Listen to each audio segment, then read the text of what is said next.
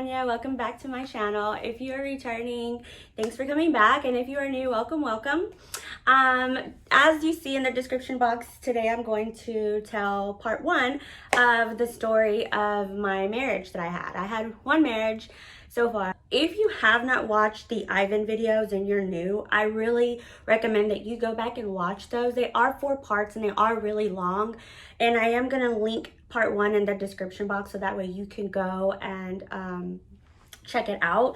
But it plays a really important role because coming into this second big relationship that I've had in my life, it's going to explain a lot of why I was the way I was in my marriage, because I turned into a no-nonsense, untrustworthy type of person, and I had every right to be that way, not just because of my past relationship, but because of the person that I ended up marrying. I did try to have relationships afterwards. I think I had 2 small relationships afterwards.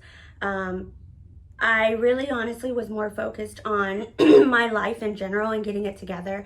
I had just started going to church and working out all the time, and I just started this whole new life. Like, I was a totally different person. I had rebirthed myself into who I am today, but it took steps to get here. Like this, it was not easy. It was a journey, and I was learning about myself for the first time, trying to be more aware of my surroundings and people who I chose.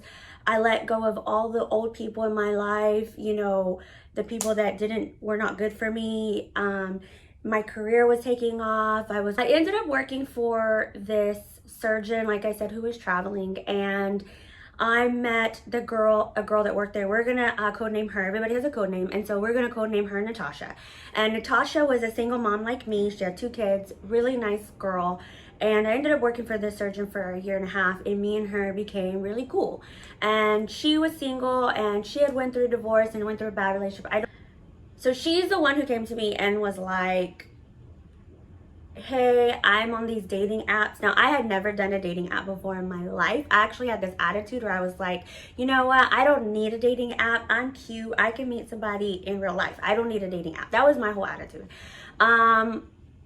But at the time, I think Tinder was the thing, and Bumble, they had just kind of like were out at the time. And so she was on both apps, and she was dating guys and going to dinner and just having fun or whatever. And so she would come to work and tell me her stories or whatever, and I would laugh.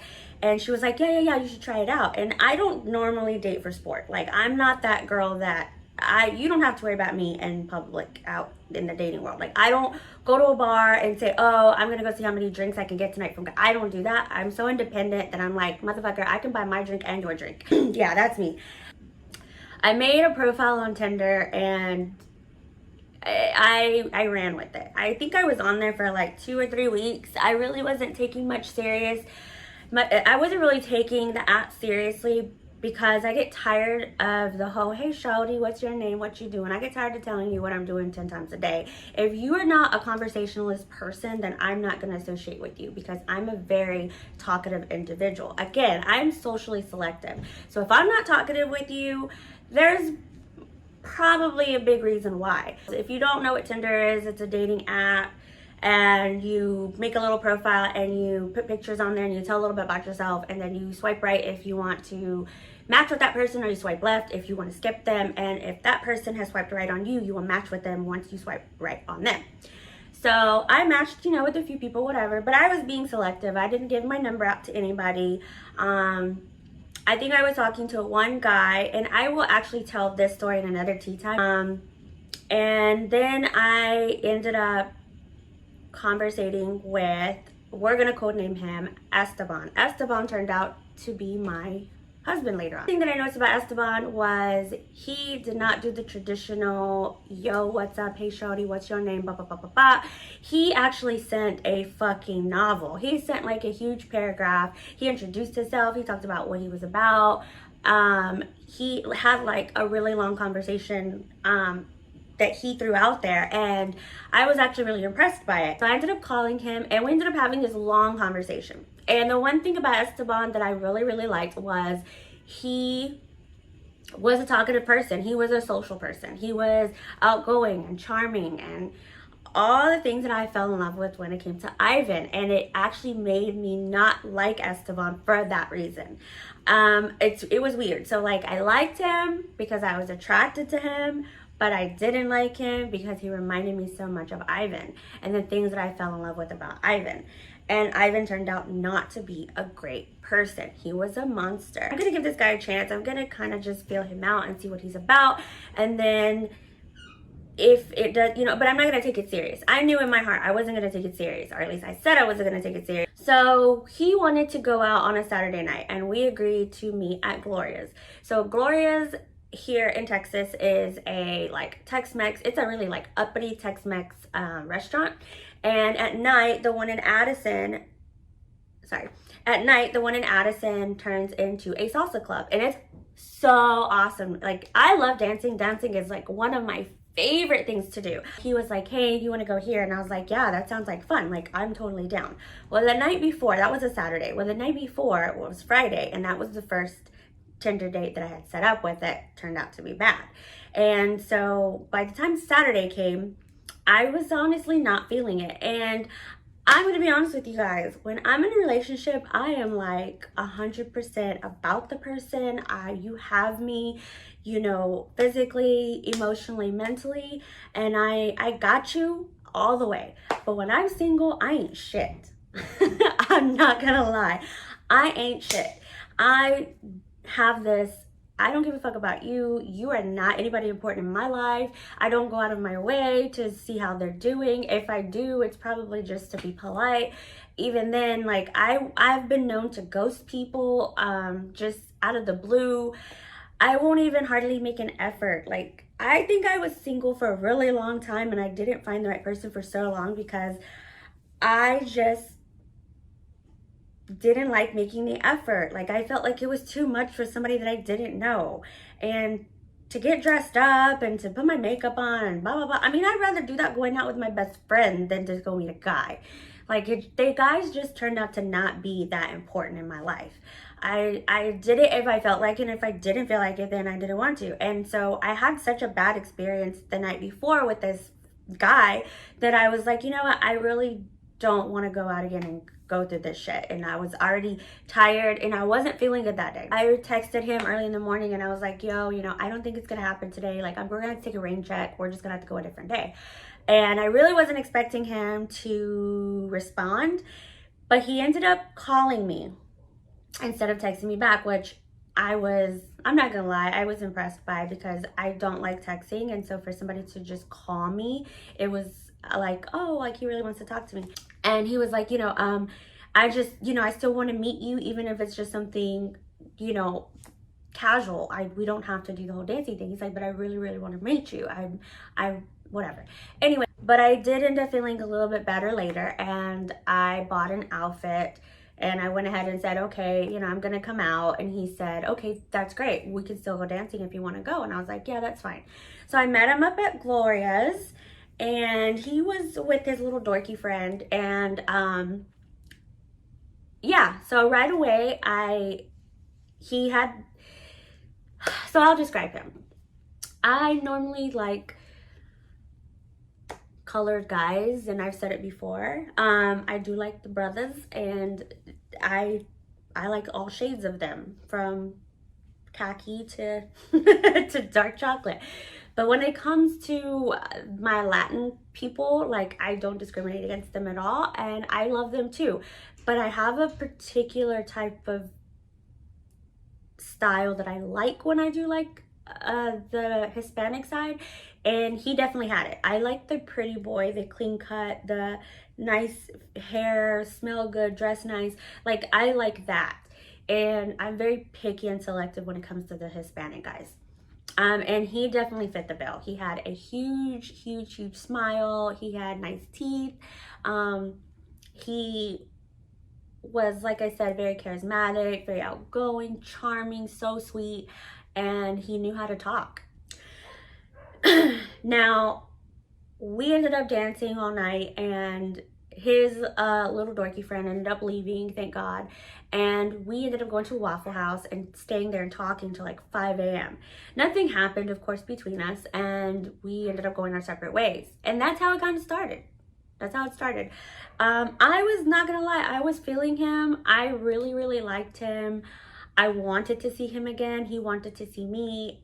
But as time went on and we started setting up dates to see each other, I knew right away, just by talking to him and just by his demeanor and the things that he would talk about and being around him, I knew that, for one, he's normally not somebody I would hang with. And not to sound stuck up, like, I changed my whole group of friends. Like, anybody that knows me today, I can guarantee you that I talk to and actually hang out with, they don't know me as who I was back then. Like, I cut all my old friends off. Unless it's like high school people, they're different. But I'm talking about actual people as an adult. Like my ex-best friend, which I'm going to do a tea time on her as well. My ex-best friend, I was best friends with her for like 15, 16 years. We don't even talk no more. I have a new best friend, and I've been best friends with her for like 7 or 8 years. So everybody that's in my life today are people that I met throughout my life after I changed, or after I started to transition into who I am today, because I wanted to be around people that had their shit together, that were not toxic, that were just normal people. And, if you did drugs or you were a bad influence on any level, like, I couldn't kick it with you. Like, I'm not going to be friends with you. I tried not to judge him because he did have such a great personality. I do feel like he does have a heart in that little fucked up brain of his somewhere. But going back, looking at it, like, not only was he not somebody that I would normally just talk to, but also I saw right away that he was a fuckboy. If you've never met a fuckboy before, like, they have a certain swag to them. If you're bragging to me about how many girls you could pull and how many girls you've had, and you're saying stuff like, and another red flag is he referred to girls as bitches. Like, that's all he would say. Like, yeah, I dated this bitch and da-da-da-da. And I was just like, that's how you talk? Like, I don't like that. And I'm big on respect. Like, I do not like to be disrespected. If you disrespect me, it will get ugly very quickly for you, because I don't tolerate disrespect. I went through a hard relationship where that person disrespected me over and over and over, that I refused to go through it again. And so Esteban was not in the beginning disrespectful to me. He was actually very respectful, but just the way he talked about girls was, like I said, a red flag. So he'd be like, yeah, this bitch is always sweating me, da da da da. Like, to me, that said fuck boy. And I'm just like, yeah, you got that pretty boy swag. You got that whole, you think girls are just materialistic things for you. Like, I definitely knew. And I called him out on it. I told him.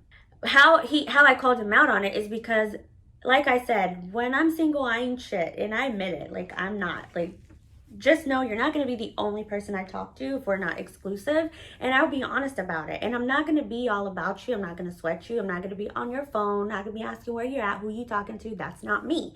And so months went by, and he was upset because there were times where he wanted to see me and I really didn't want to see him, or I wasn't like in my schedule and I wasn't going to fit him in, and I didn't really care.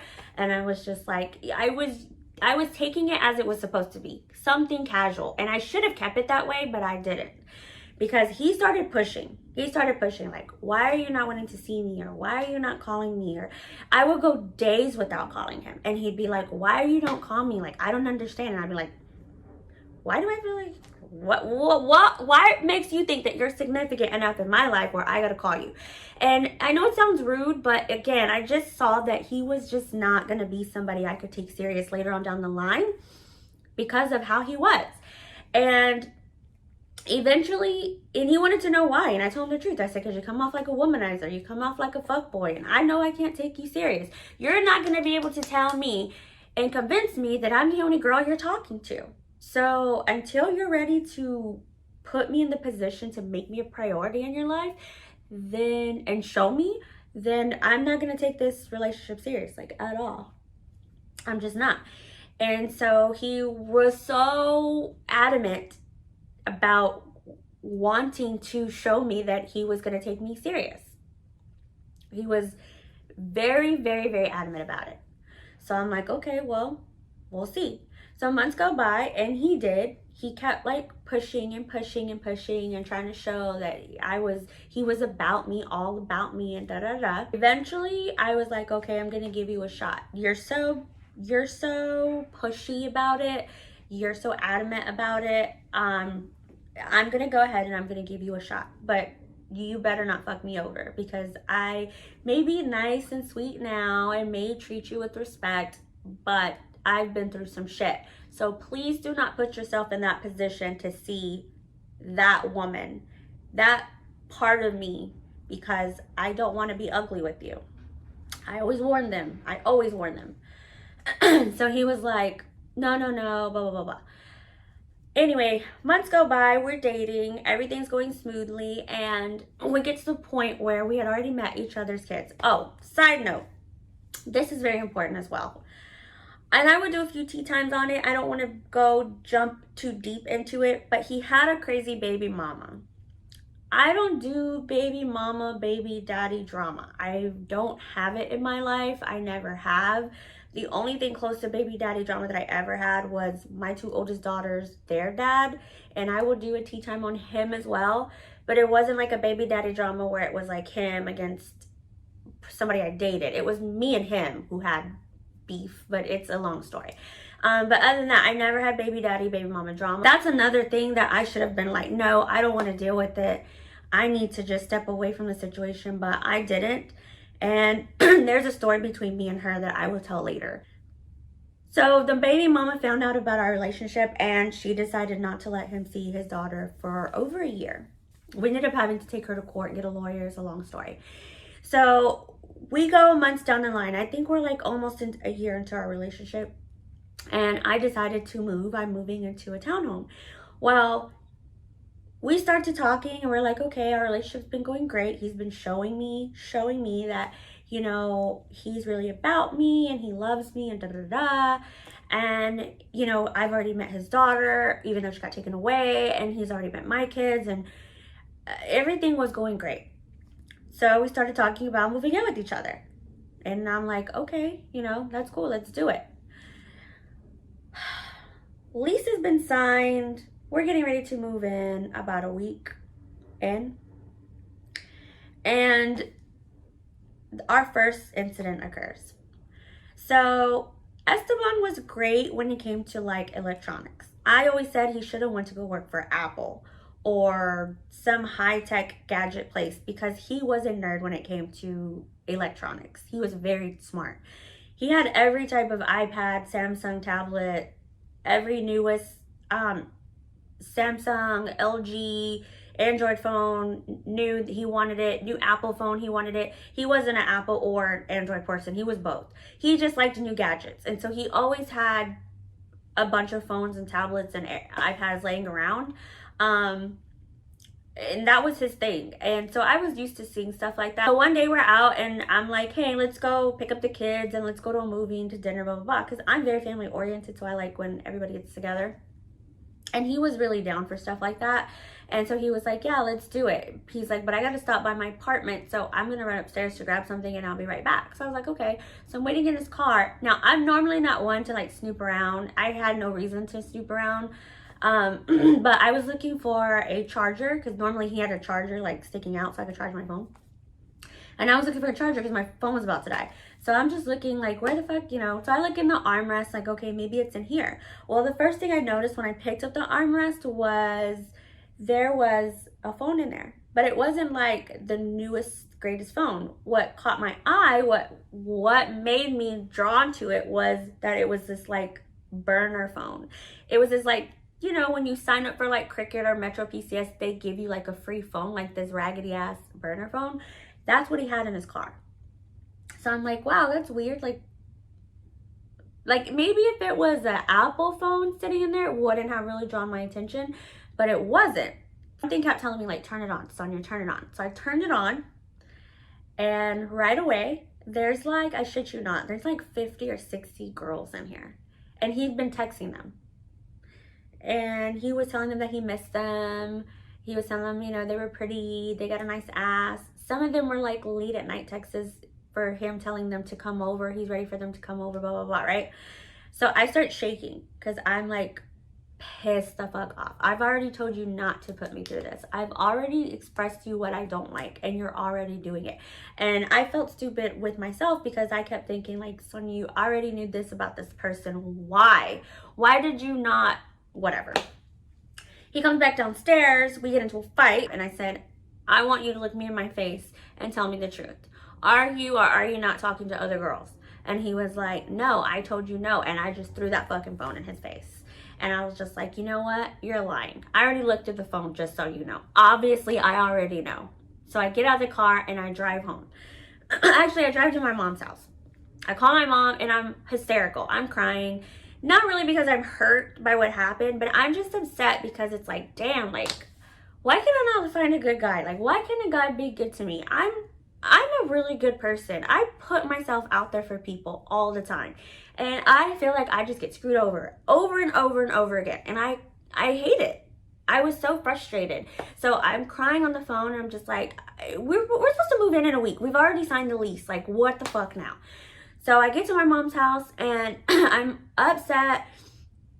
I'm sitting on the porch. My sister shows up, which I was really surprised. She actually shows up with a bottle of Crown. Crown's my favorite. She's like, I got it. I got you. And we sit there and I get fucking drunk. And my sister says something that really touched me because she was like, I'm just scared you're going to go back into what you know, the depression state that you went through with Ivan. But that just kind of shows you that she really didn't know the situation because that... it was nowhere close to what I went through with Ivan, not even a little bit. So I was just like, yeah, no, that's not going to happen. But thanks for being concerned. And so my sister and my mom ended up leaving to go get more ice. They're like, well, we're going to get more ice. We'll be back. And they're like, you want anything? And I was like, beer, grab beer. So I'm already tipsy, sitting on the porch. I'm smoking a cigarette. I haven't smoked a cigarette in years. I quit. So if I'm smoking a cigarette, oh, you know I'm stressed. And here comes Esteban. Now, he blew my phone up, and I blocked him, and I stopped answering his phone call. He comes flying down the street, and he shows up at my mom's house.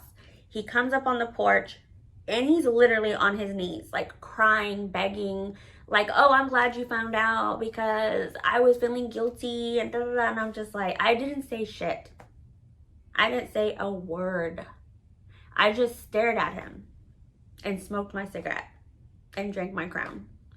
And he was just like going on and on and on and on and on and on and on. And then my mom and my sister pull up and I still haven't said shit to him. I'm just sitting there. And I told my sister and my mom to go inside. And they do for a moment, but then they come back out. And my sister and my mom, he walked into the lioness's den. I don't even know how he survived it because my sister and my mom was going ham on him. They were like, you sorry motherfucker, why are you even here? Get off my porch. My sister's like, you need to move your car. Your car is blocking my car. And I was just like, oh my God. She's like, come on, get up, get up. And he ends up leaving after he got an earful. And I really thought they were going to kick his ass. Again, I didn't say shit. And when my sister comes and she sits back on the porch, she goes, I am really proud of you. And it's like, why? And she's like, I thought you would have wailed on him. She's like, and you just sat there real chill. And I was like, you know what? Because I don't give a fuck. He ends up weaseling his way back in. I will admit one thing about Esteban, and I've said it and I'll continue to say it. He was a great talker. He could talk his way out of anything. And so he came to my job. He came to my mom's house. He continued to call me. He would cry on the phone. He did the whole Ivan thing, you know, made me feel remorseful for him. I mean, he wasn't nothing close to Ivan, but he was very good at convincing me that he was sorry and that, you know, it's still the beginning, quote unquote, the beginning of our relationship, which it wasn't, but I understand what he was trying to say. I did. Like an idiot, I forgave him, okay? I'm sorry. I don't know what to tell you. There's no explanation except for I just felt like, looking back, I feel like I I still feel like I was learning to love myself, and maybe I just didn't love myself enough because I tolerated him. I tolerated somebody that I knew was not good for me, and I put myself through more heartache with yet another person. And he was a narcissist too. He just wasn't abusive, but he was verbally and mentally abusive. But we'll get to that part. So I said, you know what? I've already invested all this time in him. He convinced me that he was sorry. Just let me prove to you, just give me another chance. And I said, okay, that's fine. It wasn't that easy, but I'm just saying, I did say it's fine, and we moved forward. We ended up moving in with each other, and things were going great for a really long time. Now, his employment situation was an issue for me because he did work as a waiter, and I told him up front, you don't make a lot of money, because he didn't. And I was like, you don't make a lot of money. I need you to make a little bit more than what you're making. And my stepdad ended up offering him a job. And he didn't have to do that, but he did. So he went to go work at my dad's warehouse job. And it was tough. I'm not going to say it was easy. It was tough. And for the first time, I feel like in his life, because when I met him, he had like a raggedy car that he drove. He lived with his brother. He slept on the couch. He really had no ambition to do anything with his life. Again, that's not somebody I would normally talk to or hang out with. I like people that have their priorities straight. I like people that have ambition and goals in life. I like people that want more. And he just didn't have that. He was complacent and satisfied with where he was at and what he was doing. And for me, that wasn't enough. And so I thought that maybe if I just like planted the seed and just like kind of pushed him, then maybe I could get him to where I wanted him to be. I learned later on that you can't make somebody into something that you want. You just can't. And I was trying. So he goes to work for my dad, and he works at night, and he works long shifts. That's important because we didn't see each other much. And honestly, I was okay with that. I didn't really feel like I needed to be with him all the time. It was okay that I didn't see him all the time. I didn't dwell on it. And it made our relationship, I feel like, stronger, because when we did see each other, then we took that time to spend quality time with each other. We would go on we'd have date nights and blah, blah, blah. And so, like I said, things were going great. I never had any real issues, but there was an incident that ended up occurring, and I want you to remember this incident because it comes up later. So there was a day where I got off of work early, like super early, more earlier than usual. I usually get off at 3, but this day I think I got off like at 11 or 12. And so I went home because I knew he was supposed to be home asleep, and I thought, okay, maybe I can get home and get him before the kids get home, and we can like go have lunch or early dinner somewhere, because like I said, we didn't see each other much. So we had to really schedule our date nights and our just dates in general, like to spend quality time with each other. So I get home and I noticed right away that he's not there. And everything looks in shambles. It looks like he left in a hurry. And so I'm just like, where's he at? So I call him and I'm like, hey, where are you at? And he's like, you must be at home. What are you doing home? And I could tell he's driving. And I said, well, I'm looking for you. Like I got home early. I thought maybe we could have dinner or something, or lunch. And he was like, oh, well, I came to have lunch with my mom. Now that raised a red flag, because I'm like, he doesn't talk to his mom. He does not even get along with his mom. He doesn't even like his mom. He's not talked to her since we moved in together, and we've been living together for months now. I'm just like, well, okay. So I'm like, okay, well, I'm home. I'll see you when you get home. And he's like, all right, I'm on my way back anyway. So he gets there and we get into a fight. And I'm just like, you don't ever talk to your mom. Where were you? And he's like, oh. So the one thing about him, and especially this is how I knew he was a narcissist, is he's great at twisting your words and making you feel like you're crazy. So he was like, oh, you're so insecure, because he knew about my past. So he played on it. Oh, you're so insecure because of what you've been through and da da da. He's like, I'm not that guy. I don't appreciate you treating me this way. And he's like, I wasn't doing anything. Like, I was with my mom. And I'm just like, he made me feel bad. I'm not gonna lie, he made me feel bad. Like, I was questioning him for no reason. And I'm just like, okay, maybe he's right. Maybe he was with his mom. So I'm just like, okay, I'm sorry. I'm apologizing. No, I don't want to hear it. Get away from me. And that's just the way he was with everything.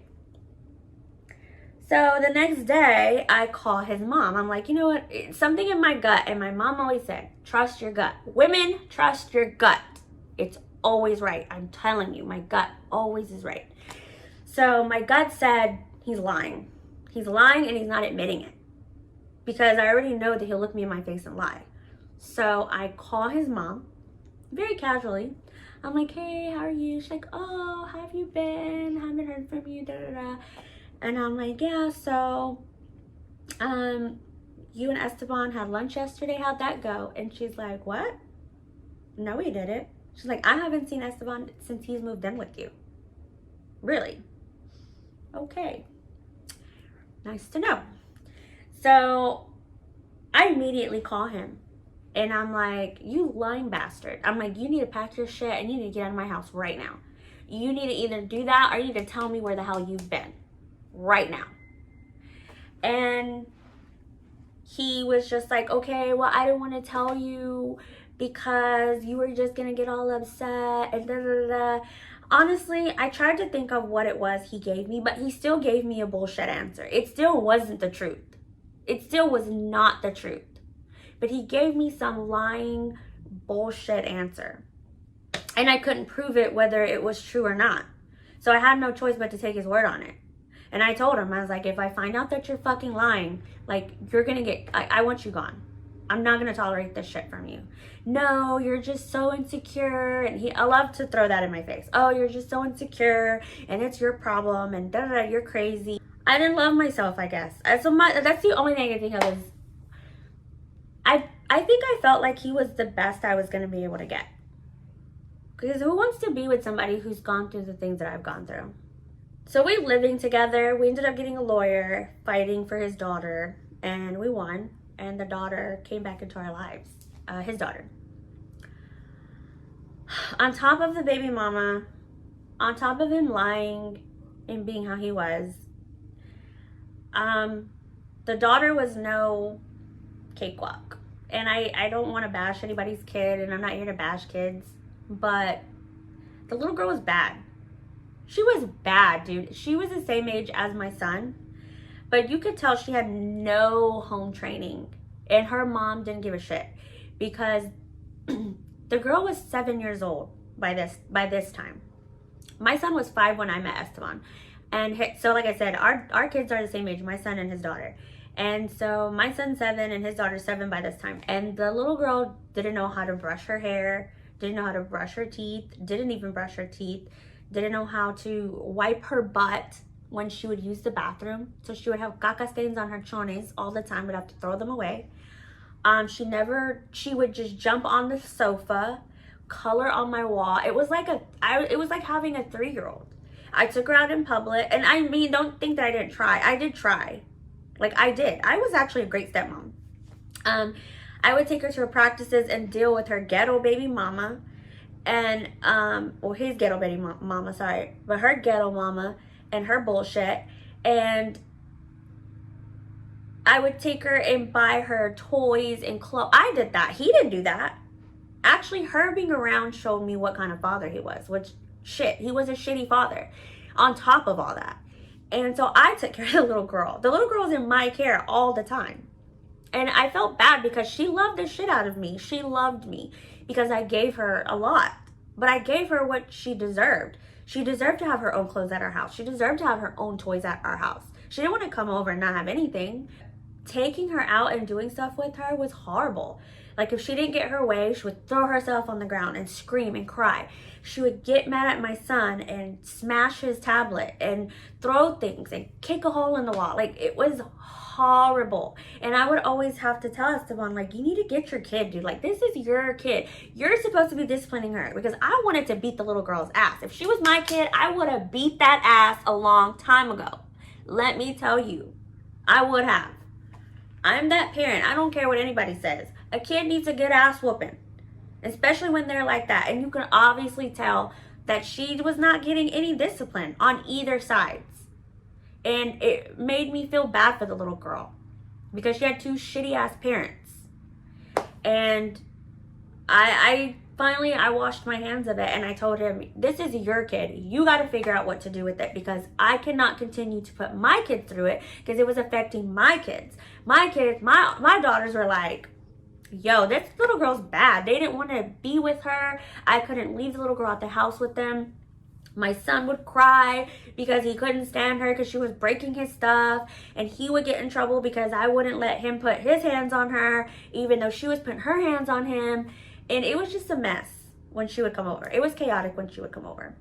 And I hated it. I hated it because it wasn't the little girl's fault. I'm not going to blame the little girl. I'm just going to blame her bad parenting from both of her parents.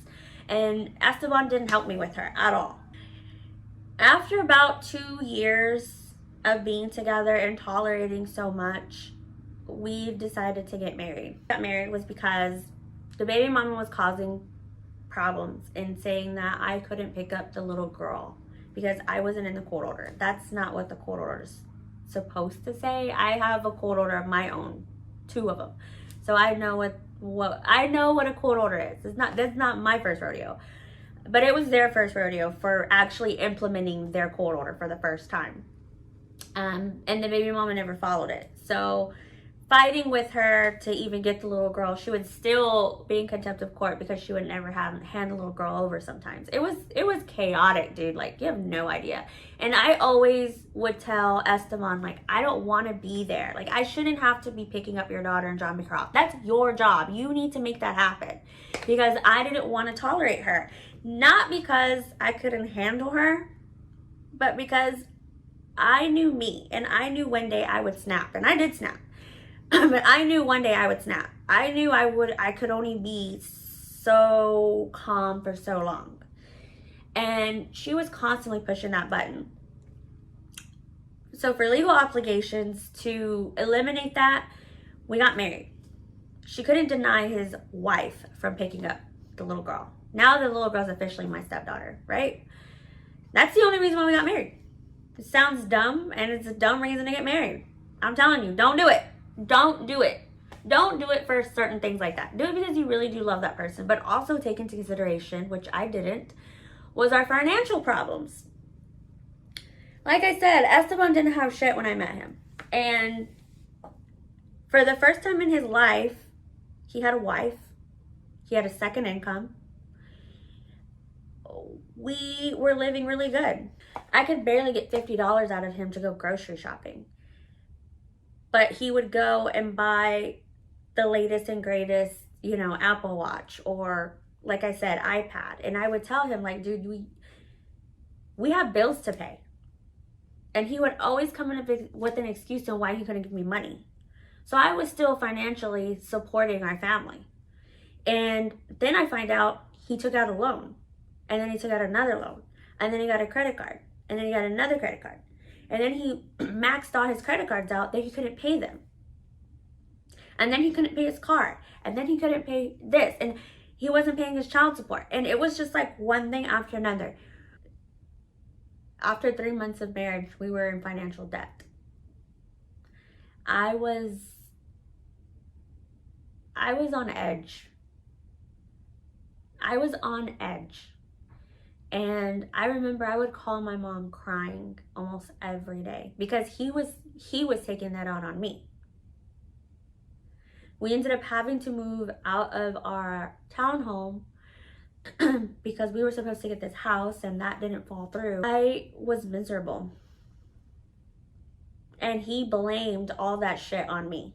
He somehow found a way, because he's a narcissist, to turn the entire situation and put it all on me and blame me for everything. And I remember just thinking, like, dude, like, I don't know why. I don't know what I did to deserve this type of treatment. Like, I've done everything for this person. I gave him everything that he has. Because of me, he wouldn't have a good job.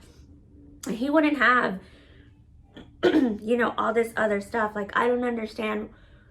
He's the one making the bad decisions. And I'm just supposed to dig us out of it. And you know what his answer was? Well, you're my wife. It's your obligation. Bull fucking shit. Something about Ivan comes to light 10 years after I separated from him. After I finally got away from that relationship. And we were going through a legal battle. And it was a very emotional time for me. Because at the same time that the things came out with Ivan, baby daddy number one, he got out of prison. And he was in prison a majority of his time. He found out about, well, he didn't find out the whole truth. He just found out that there was something going on with baby daddy, you know, with Ivan. And he started going crazy on me. So I had 2 legal battles going on. One for harassment and stalking charges, which was what I was going through with baby daddy number one. And then the whole Ivan stuff. That stuff. I was going to court for that. And that was a trial. So on top of that, I'm 3 months into my marriage.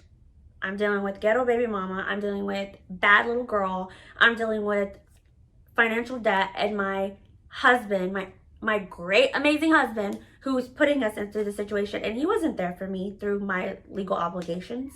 Even though I stood by his side when it came to his daughter. I'm the one who helped him get a lawyer. I'm the one who helped him catch up on his child support. I'm the one who financially supported us. But when it came to my stuff, he was not there for me at all. And then on top of that, we're arguing and we're fighting because he put us into financial debt and he's blaming it all on me. All of this is going on. All of it. And this happened in 2018. We got married in 2017. Because I said 3 months, right? We got married in October of 2017. All this shit came about in 2018, like about February. February or March, I can't remember. So about maybe 5 months into my marriage. I don't remember. Anyway, I told you I'm bad with timelines, guys. Anyway, the point is we'd only been married for a few months. And all of these things were going on. I was struggling. Inside. I'm a strong person. I've been through a lot of shit. And I really felt like God really, really put me through those things in my past for this moment. Because I was really struggling to keep myself sane. I felt like I was gonna snap. And I was trying so hard to keep my sanity. I come home one day and we're not talking because we're arguing like always. And I go to the room and he's sitting at the dining table, he's eating. And I go to the room and I'm changing to go to bed because my trial starts with Ivan the very next day. I get a message on Facebook from a girl. We're gonna codename her Melissa. No, that's being nice. We're gonna codename her Homewrecker. Actually, he's the homewrecker, but we're gonna codename her Homewrecker Ho because that's what the fuck she was. So Homewrecker Ho messages me on Facebook and she starts telling me that basically they've been seeing each other. And that they've been talking for months and months and months. And that, yeah, he sent her pictures of his new car and his new apartment and da-da-da-da. And she just found out that he was married. Now, the only reason why I'm being mean about her is because she knew he was married. She tried to say that she didn't, but she knew. She knew he was married. Because she later on came back and said, oh, well, I knew he was married, but I was waiting for him to admit it. So, but you're still fucking with him. You know what I mean? And she was engaged to another guy. Yeah. I looked her up to find out what was going on. She was engaged. He was married. She knew, just like he knew, and they were still fucking with each other. So you're both in the wrong, right? But she tried to make it seem at the time that it was him. It doesn't matter who knew what. The point is it still fell on him. It was still his fault. because he's the one who condoned it. He's the one who participated. He's the one who interacted with her. So apparently the backstory with them is she was an old girlfriend that used to live in Texas. She ended up moving to California and she lived with her mom or whatever, and she had a kid. Well, she thought that the daughter that she had was his baby. So remember I told you that he came home early one day and he wasn't home and he said he was having lunch with his mom? He was actually taking a secret paternity test for this little girl. Yeah. Come to find out, it wasn't his daughter, but he was still fucking with the girl. They decided to still fuck with each other. Crazy. Crazy, right?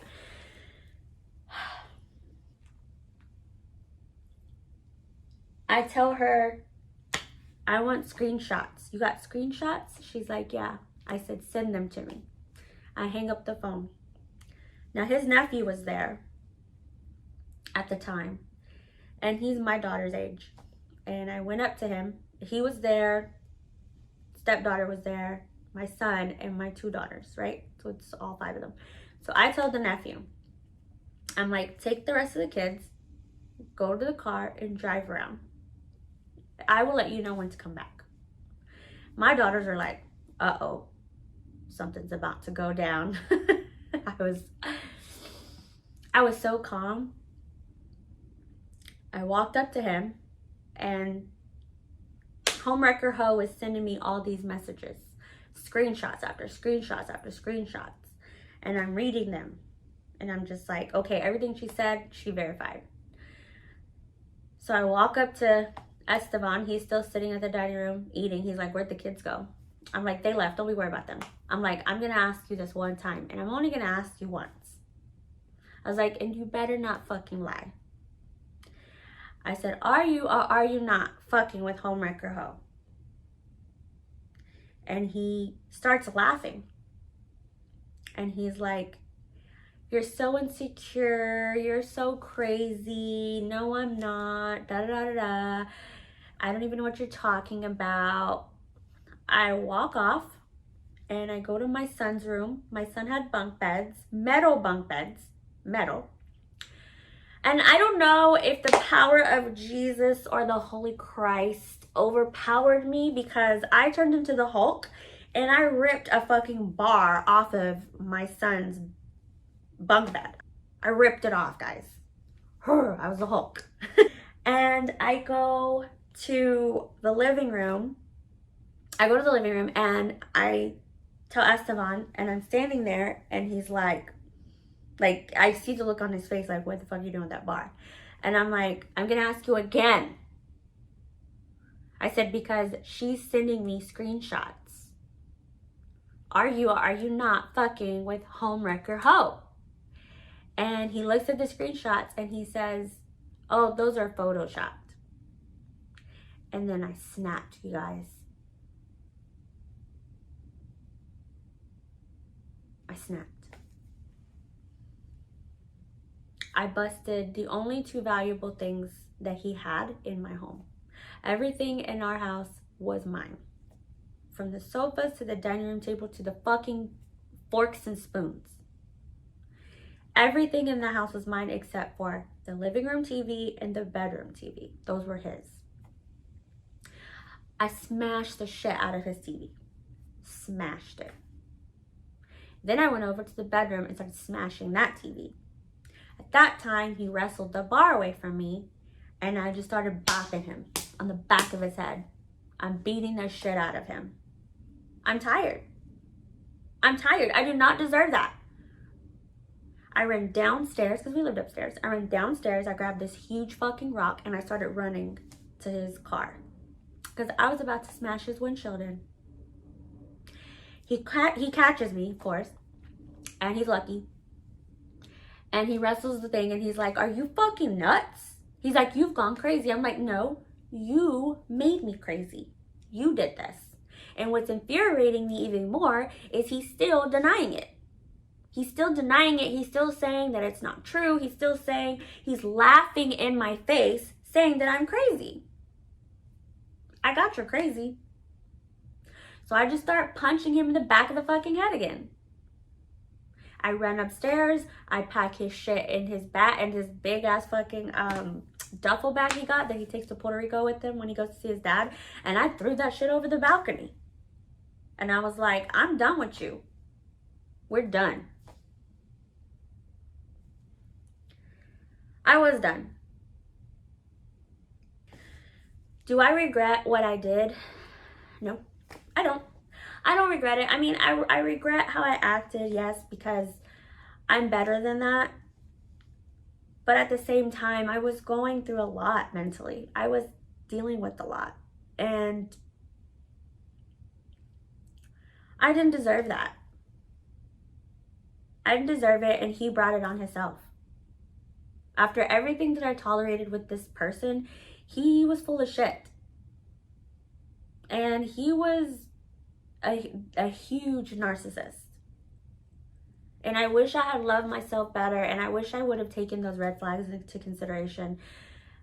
And I should have just did what I knew in my heart that I should have done from the jump. Just left it as casual as it was supposed to be. But I didn't, and that's my fault. And so I do blame what happened in my marriage on me, because I knew better. I knew better.